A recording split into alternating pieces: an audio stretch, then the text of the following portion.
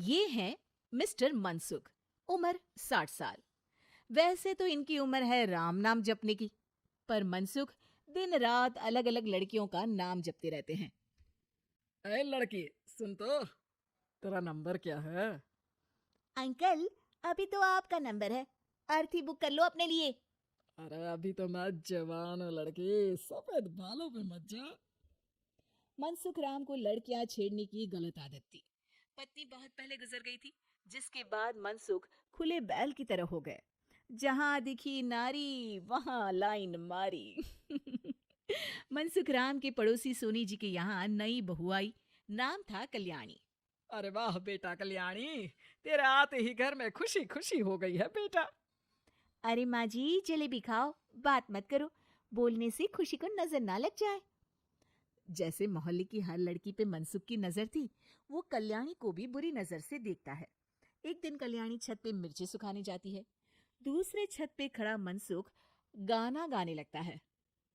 उफ उफ मिर्ची, हाय हाय मिर्ची, देखे तो तुझे लग जाए मिर्ची। कल्याणी को लगता है कि यूं ही गा रहे हैं, शौकिया तौर पर ये तो होता ही रहता है। एक दिन कल्याणी आंगन में पौधों को पानी दे रही होती है। फूल हूँ गुलाब का, चमेली का न समझना, आशिक हूँ मैं आपका, सहेली का न समझना।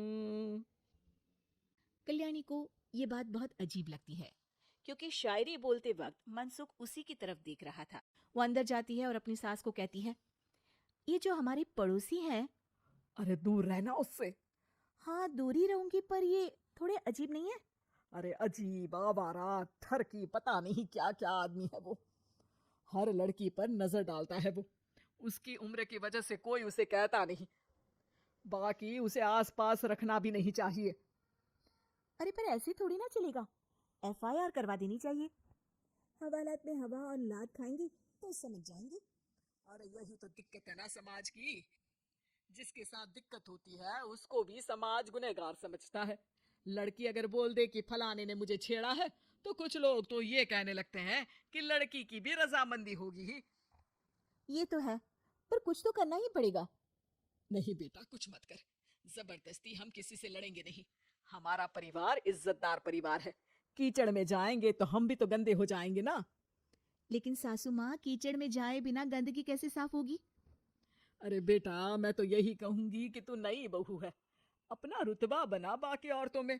अपनी समझदारी से, अपने काम से इन चक्करों में मत पड़ बेटा। बहू सास की बात ना चाहते हुए भी मान लेती है। और कई ऐसे मौके आते हैं जब मनसुख बहू पर उल्टी कमेंट्स करता है। जैसे एक दिन जब बहू छत पर सफाई कर रही होती है, तो मनसुख छत पे आकर गाना गाने लगता है। तेरा ध्यान किधर है, तेरा हीरो इधर है, तेरा हीरो इधर है।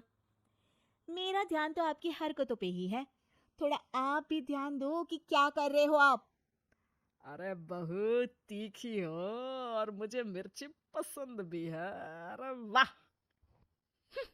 बुढ़ाओ कहीं के। बहू वापस अपने कमरे में नीचे चली जाती है। वो किसी को बताती नहीं है कि आज मनसुख ने उसे क्या कहा, ताकि घर में टेंशन ना हो।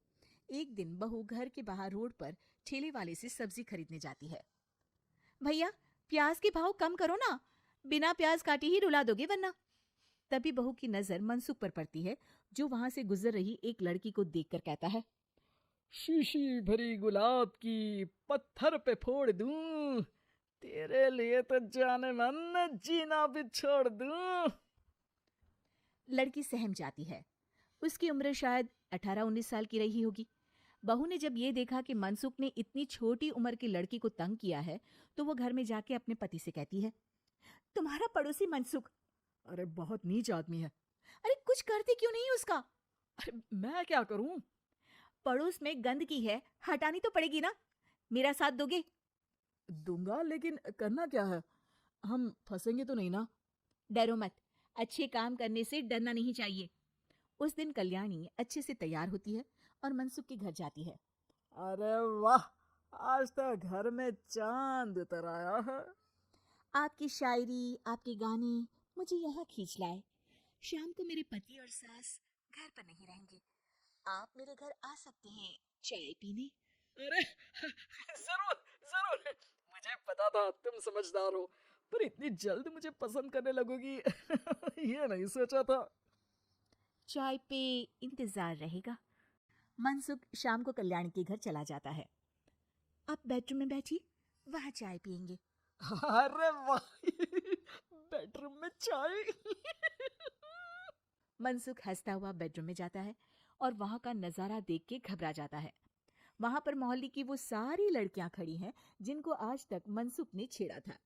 कल्याणी भी बेडरूम में जाके दरवाजा अंदर से बंद कर लेती है। अब बेडरूम से सिर्फ डम डम डिशुम डिशुम की आवाज आती है और बीच बीच में मनसुख की चीखें भी सुनाई देती हैं। अरे माफ कर दो बिटिया, अरे नहीं नहीं नहीं, अरे डंडे से नहीं, अरे अरे लग जाएगी, अरे आई। बेडरूम का दरवाजा खुलता है और मनसुख की हालत एक लुटे फटे कौवे जैसी हो जाती है। किए की सजा तो मिलनी ही थी आपको, लेकिन आपकी और आपसे ज्यादा हमारी इज्जत का भी ख्याल रखना था। इसलिए इस बार शांति से धर धर के धरना किया हमने आपकी। अगर जरूरत पड़ी तो बाहर जुलूस भी निकाल सकते हैं। आप ऐसी गलती नहीं करूंगा, मुझे माफ कर दो। बहू मनसुख को बाहर छोड़ने जाती है।